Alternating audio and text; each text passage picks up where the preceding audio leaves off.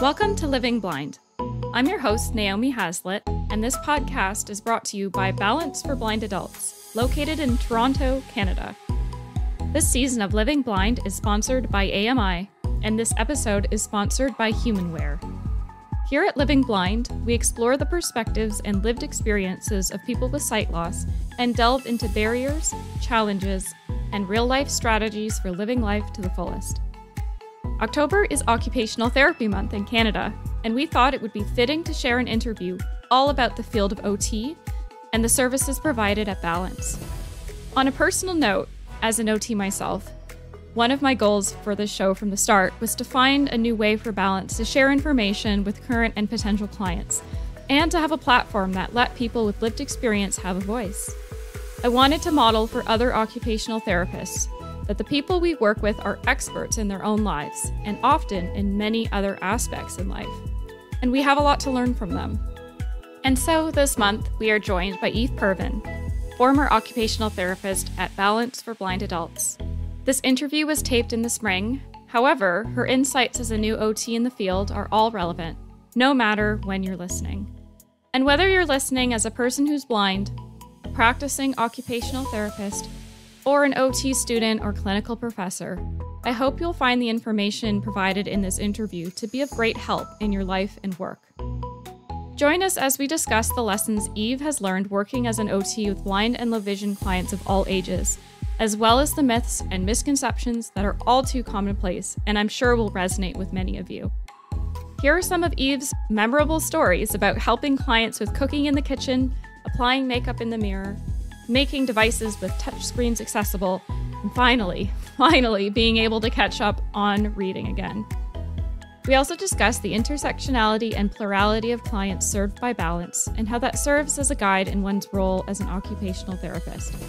Finally, Eve provides some words to the wise for OTs of all ages and stages in their careers, and also to healthcare practitioners across all walks of life.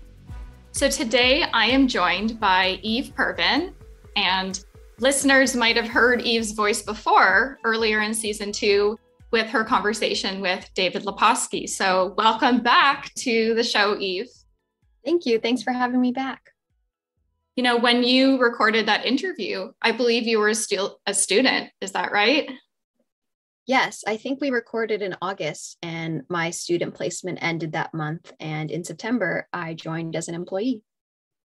Well, congratulations. I will say that Eve and I, we've known each other for a little while now. And in fact, I was Eve's supervisor for her occupational therapy student fieldwork placement at Balance for Blind Adults in the summer. And so recording that show was one of her student experiences. But I just wanted to say I'm so happy for you that you were able to join the team at Balance for Blind Adults.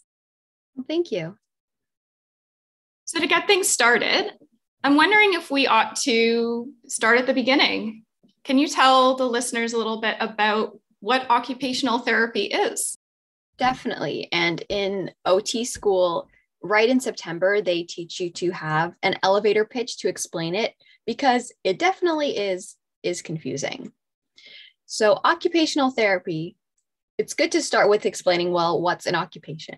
So I always joke that it's not about a job. People usually think, oh, I'm employed or I'm retired. I don't need an occupational therapist.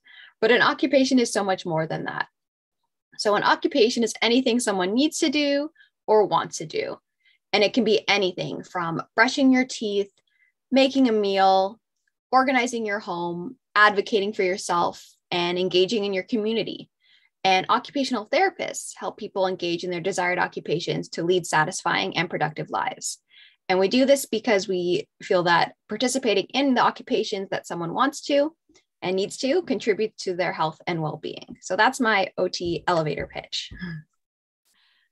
Very well done. I also remember that experience being an OT myself of the first few weeks of school and saying, you've got to have your elevator pitch down because it really is a profession that not a lot of people know about. And there are some misconceptions. So I guess when you're working with clients at Balance or in your time as a student, were there any other kinds of myths or misunderstandings about occupational therapy that you had to address or let people know about? There definitely are a lot of misconceptions. It's funny when you hear them sometimes because some people think that we just make crafts. And I do believe that is how OT started. But while I love crafts, that's certainly not all we do. Also, a balance a little bit. Clients would sometimes think that I was there to kind of be more of a personal assistant. And I would have to say, no, I'm actually here to support you and work with you and enable you to do what it is you want to do and not necessarily do something for you. So sometimes that would come up. Yeah, there's a lot. Sometimes people think that we only work with kids with sensory needs. There was definitely just a lot of confusion sometimes around what it is. I think that's a good topic in terms of talking about, what do you work on with people at Balance? Mm-hmm. So the official title is that occupational therapy at Balance works alongside blind and partially sighted people to prevent and break down barriers that get in the way of full participation and or inclusion. But that's a bit broad. So what it is that I actually do is honestly kind of hard to say because it's so varied and it varies depending on the needs of the clients and the goals of the clients. So it's a really nice thing about OT that there's really no average day. But generally speaking, I first meet a client, I'll have my initial interview and goal setting, and we just have a conversation. I'll probably ask them what a typical day looks like. I'll ask them what they enjoy doing, what they'd like support doing, what they wish they could be doing. I also work in clients' homes, so generally they'll show me around so I can get an idea if there's any safety issues.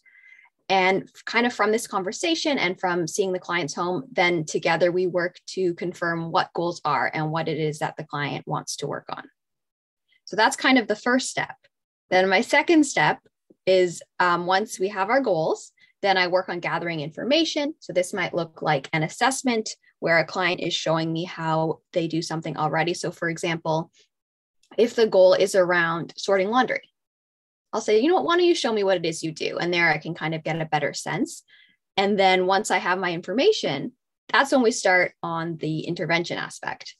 But it's important to note that the client is the expert in their own life, in their own needs, in their own skills. And I'm just working collaboratively to enable them to achieve their goals. So that's kind of in a nutshell what it is that I do. That's a big nutshell, as we discussed earlier. But I think you did a pretty good job summarizing all that we do. And, you made me think about with that answer and what you mentioned before about just how broad occupational therapy is that it's kind of hard to nail down what it looks like for each person. But on the other hand, that's a great strength because it is really focused on individualized care or an individualized goal, if that makes sense. That's great because you're always learning new things, learning new strategies. And I really like that it's varied because it really just keeps things exciting. And I really do like that no day is the same. For sure. I think just like real life sometimes. Mm-hmm. So that brings me to wondering from your perspective, what it's like when OT and the world of visual impairment come together. So like you said, there's so many different directions OT can go in, but as the OT at Balance for Blind Adults, you're working with people who have partial or full vision loss. Mm-hmm. So in terms of learning a little bit more about that world, so just so the listeners are aware, you are sighted, correct? Yes. So can you tell us a little bit more about how you learned about the world of vision loss and how that knowledge kind of comes together with your training as an occupational therapist? So previous to this role at Balance and to being a student at Balance, I really hadn't had too much experience working with individuals with vision loss. So I kind of learned it all on the job and through working with coworkers and through working with clients. And just it works well with OT because yes, I can have ideas to help enable what it is they want to do. But like I said, we're client centered and the client is the expert. So they can tell me this works for me, this doesn't. I don't like this. Let's try something else. Or you know what, this is good. Or I've tried this. So really just working collaboratively with the client to work together. Is there any specific takeaways that you have so far? You know, everybody is different. I think that's a message I really want to put out there with this podcast, is that even if everyone on the show or what we're talking about relates to living with vision loss, everyone's an individual and has their own unique approach. But I guess, are there any particular takeaways or things that you've noticed that come up often with your clientele? I would say for clients who are low vision, I've definitely learned that increasing contrast can really help enable many different goals, many different everyday tasks. So things like using a dark placemat if you have white dishes, or using a dark cup if you're drinking milk. Just that contrast can help with so many different things. Increasing contrast in the home. So things like putting bright colored tape on the steps, that just helps with a lot of our clients. I've also definitely learned that using other senses, such as tactile cues, can really be helpful for individuals with vision loss to help them achieve their goals. So thinking, yes, we're not relying on vision, but what else can we do? What other senses can we tap into? What other strategies can we use to achieve the same goals? Mm-hmm. So I think the big takeaway is, if someone has partial vision loss or has low vision, just making the best use of what vision is remaining to kind of support their functioning. And then for vision loss, or that is complete, or, no usable vision, as some people call it, it's about bringing in other strategies for other senses. Yes, definitely. And even I'd also like to add, with partial vision loss, things like increasing magnification. There's so many different things you can do to utilize the vision that people have. For sure. No, that's really good to know. And it's great having this conversation with you, because I feel like over the past 2 seasons, I've talked to a lot of people who have shared their own experiences and tips and tricks, but it's also really interesting to have the perspective of someone who's worked with many people and kind of has those general tips and tricks. So on that note, do you have any kind of overall general strategies? Of course, knowing that everybody is different and sometimes it gets more complicated, but kind of any quick tips and tricks for people to know, maybe if they're a little bit new to vision loss, or just things that you feel like are helpful for most people to know about? Definitely. So from my experience with Balance, I work a lot on home accessibility. I work a lot on cooking. That's probably my most common referral, and a lot on organization. There's definitely other goals that come in, but these are the most common ones. So just to speak to those goals, my number one thing that I use are bump dots. And prior to this role, I didn't know what bump dots are, but definitely I always have them in my bag with every client. It seems to be helpful in some way. So that can mean using them for things like marking microwaves, marking remotes, things like that. And the nice thing with bump dots are, because as we've discussed, every client is an individual, every client is unique. There's different kinds. So we have our square, we have our circle, we have our clear, we have our orange. So I give them to clients, I describe them, and I let them tell me which one they'd like to use. Some clients like the orange because they can see it. Sometimes the clear is good if it's a shared device that other people in their family are using. So that's definitely for sure my number one. In terms of cooking, I have learned so much. For example, cutting. I remember getting my first cutting referral, Naomi, and I said to you, can you help me? Because I just was nervous, and I don't want anyone to get injured. And it was just a lot to learn about how does someone with vision loss cut. But now I kind of feel like I have a general idea. So just off the top of my head, using things like the nylon knives. So they're sharp enough to cut potatoes and bread, but generally they don't slice your fingers. So that's great. Also things like using a serrated knife. So someone with vision loss can run it along a fork or run it along a cutting board in order to know which edge is the sharp edge. That's a great tip.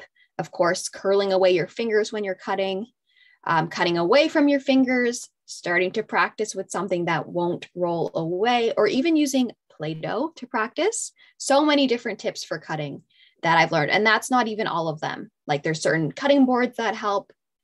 There's other strategies that come into that. So definitely cutting. I've also learned some really interesting things around cooking.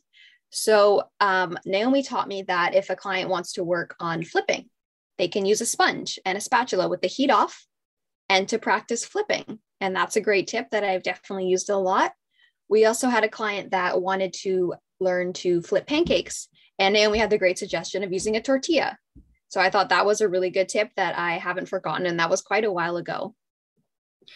I've also learned with cooking that before even we have the heat on, practicing everything, prepping all our food, knowing where it all is, perhaps putting it on a tray, and practicing all the steps with the heat off to make sure that we know what we'll do next. We can anticipate anything, we can practice anything. And then once the client does feel ready for the heat, making sure that the temperature is low, because that makes the cooking process go slower and it gives us a bit more control. Also with cooking, setting a timer so that we know, okay, making this pancake took 5 minutes. So next time around 5 minutes, I'll have a general idea it should be ready. And kind of what we discussed a bit before, using our other senses and smelling it and feeling it with our spatula to notice if there's any changes in texture or any changes in smell that can alert us to that our food might be ready. So that's a whole lot about cooking that I've learned, and there's definitely more. For sure. And you're bringing me back to our joint visits when you were a student and beyond, because for the listeners, once you finish your OT program, there is a time between when you're ready to practice, you have to write an exam, which you've passed with flying colors, but we continued to consult or work together because I had been the occupational therapist at Balance. That was actually one of my first roles as an OT. So it's been great to pass the torch along. And I'm sure everybody here knows very well, based on Eve's tips and tricks, that they are in good hands at Balance. Oh, thank you. I still feel like I'm learning new things, and I will get a referral and it'll cause me to pause and think, okay, how can I enable this? Like, I feel like, yes, I've picked up some tricks and I definitely have more things that I can go to, but also I still feel like every day it's something new and I'm still growing and still learning new strategies. So it's good. It keeps it exciting. Mm-hmm. Mm-hmm. This episode of Living Blind is sponsored by HumanWare. Every day, HumanWare's customers face challenges in a world designed for the sighted. Regardless of your eye condition or technology needs, HumanWare solutions are designed to help you participate more actively in the world around you. From electronic magnifiers to talking GPS to Braille devices, HumanWare products have helped more than 1 million people worldwide live more independently. Available in more than 25 languages, our devices can be used at home, on the go, or in the workplace. Regardless of the degree of visual loss or impairment, it's possible to live life to the fullest. And now, back to the show. I want to talk about the team. So, an occupational therapist or anybody working with folks with vision loss, it's best not to work alone because there's lots of different professions that work together to support folks with vision loss. So, Eve, do you have any thoughts on how you collaborate or work together with other staff at Balance? Yeah, collaborating is definitely really important. And I can also just learn so much from the other individuals at Balance who have been in this world longer than I have and who really know a lot. And something that comes to mind is we did have a client referral who was having trouble using their iPhone. And I went with assistive tech because they had the tech side. They knew how to teach tech to vision loss. But I was kind of helpful in saying, hey, the client is having trouble swiping with their finger. Maybe we can use a knuckle, or maybe we can use switch access. So just coming together to use kind of both our expertise to help the client achieve their goals, because ultimately we all have the same goal, is helping our clients. So kind of using our different perspectives to come together works really nicely. That's a great example. No, for sure. At Balance, there is assistive technology, there's community engagement, there's orientation and mobility, there's lots of different folks on the small but mighty team. So I'm happy to hear that OT can integrate or work well with everybody on staff to help best support the client. Definitely. Well, we've certainly covered a lot of ground. You shared a really interesting story around accessing technology just now. I'm wondering, without naming any names, because we want to protect our privacy of the people who work with an occupational therapist, but do you have any stories or client moments that have really stood out to you over the past little while that you've been working at Balance? There's one story that does stand out to me because it really speaks to how devastating the pandemic has been on a lot of our clients. I had a client that I went to see, and all I did I was there for quite a while, at least an hour and a half, was bump dots. We marked the remote, we marked the oven, we marked the microwave, we marked the phone and some other devices. And the client said to me at the end, "Thank you. I haven't been able to use these devices for a year." And it was saying things like, "Oh, that's it. Like that you just press that button." So it really kind of showed me a couple things. It showed me, one, how important the role of OT is and enabling access for clients, and how seemingly simple adaptations can make a big difference. But it also did show me the effects of isolation with COVID and things like that, and how that really has hurt people who are just trying to engage in their everyday occupation. So it definitely, I reflected a lot after that client appointment. Mm-hmm. I hear you. That's a challenging situation. And I think, based on my experience at Balance, that does come up a lot, where we try to reach out to folks who are fairly isolated or don't have access to those services. And I can imagine that the pandemic has made that a lot worse. On the other hand, it also speaks to how simple things, or what maybe seem simple to us sometimes, can make a really big difference in a client's life. Yes. Could give a more fun example. Sure. A lighter example. So I had a client, and their goal was around applying makeup. And I am someone that I love playing with makeup. I love watching makeup YouTube videos. If I have the chance to wear some sparkle or wear some blue eyeliner, I'll go for it. Not in my day-to-day life, but I like to play with makeup for sure. So it was a really exciting referral. And I remember Naomi saying to you, "Oh, I can watch makeup videos and this is part of my job." So it was really fun, and I was really excited by it. And I watched a lot of this blind YouTuber who does makeup. I believe her name is Molly Burke, and she was super helpful. So we worked with the client over a few sessions to practice, and we did some things like marking her eyeshadow palettes with Braille, so she knew the color. We worked on techniques, we worked on practice, how to make sure it looks blended, and so on. And then I saw this client again pretty recently, and I said, how's the makeup going? And she said, "Oh, I did it myself, and I showed my friend on Zoom, and she said it looked great."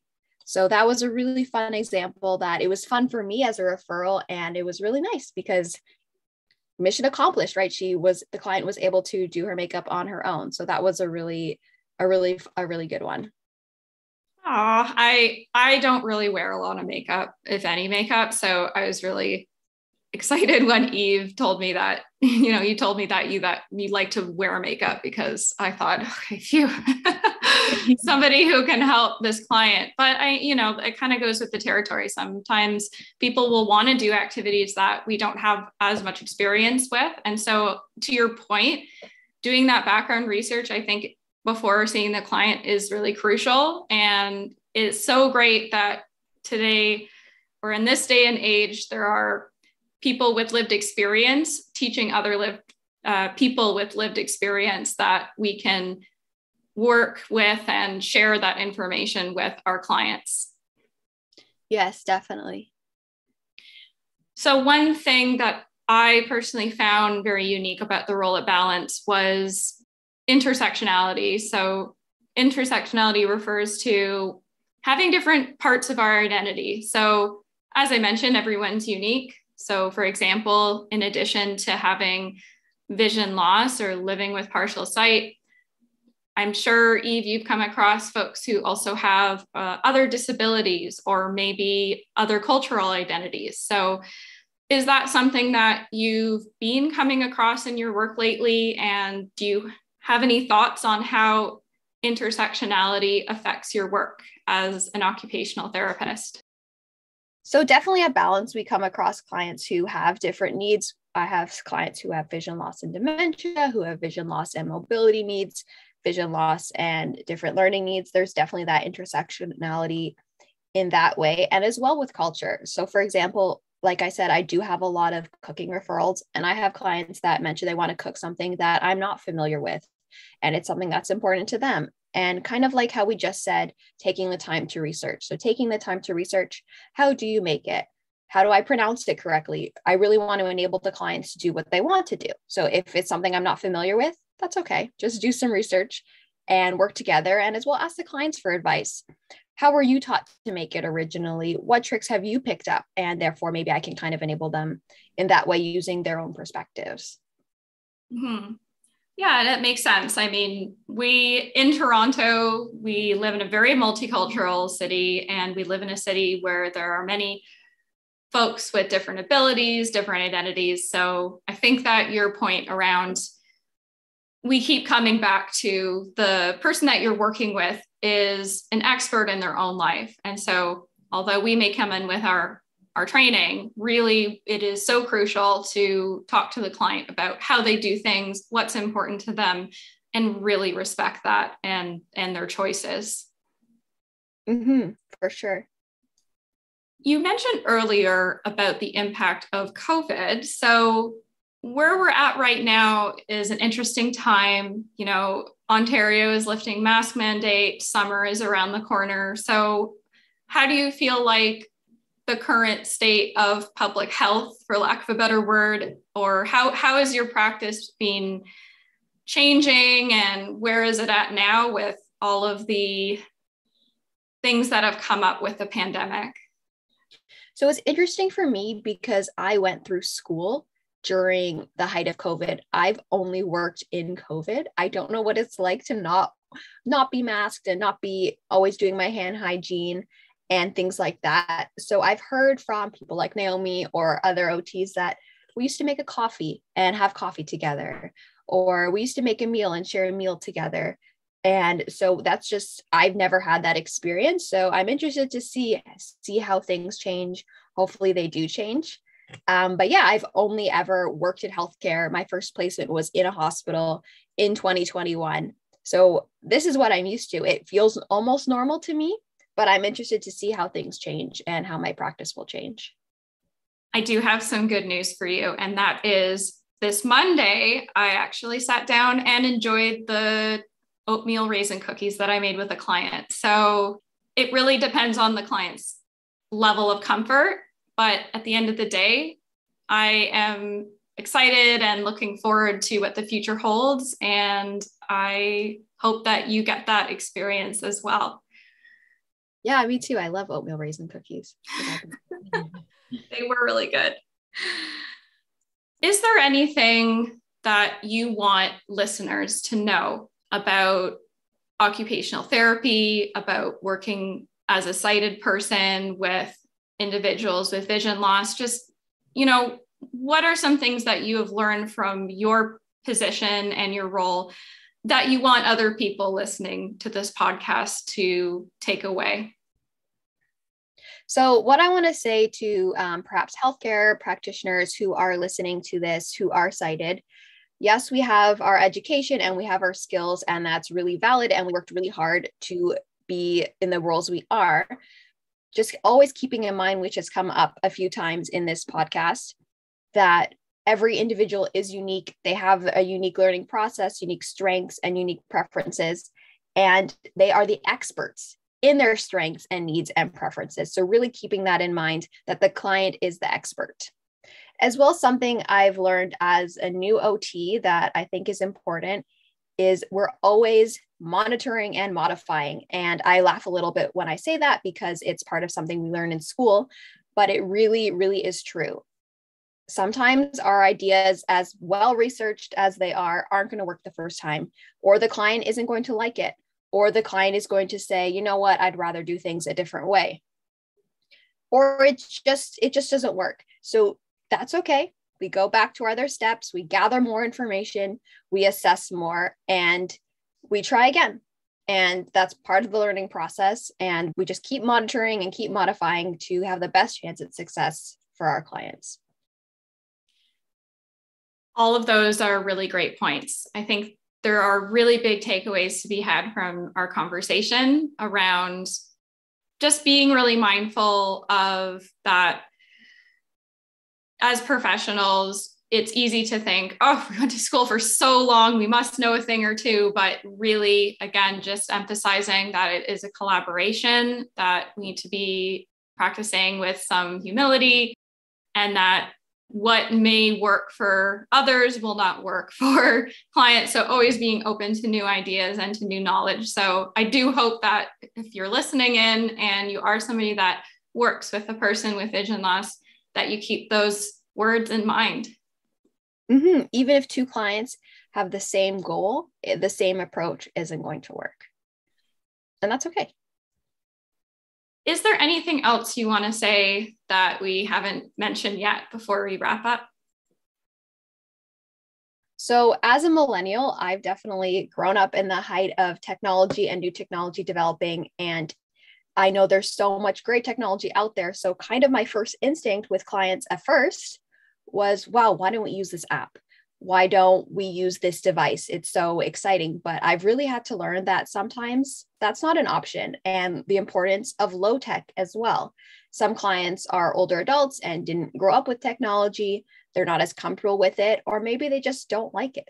And that's okay. So for an example that comes to mind for that is I did have a client and their goal was books and reading. They didn't have usable vision, but they still wanted, of course, to engage with books. And I thought, hey, why don't we use an iPhone? Why don't we use a tablet? And we can use Audible, or we can listen to ebooks. And to me, okay, check, easy solution.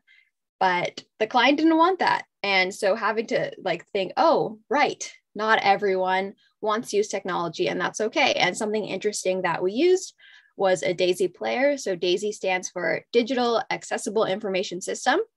And it's like a CD player. It has large tactile controls, and it's designed for blind and low vision readers.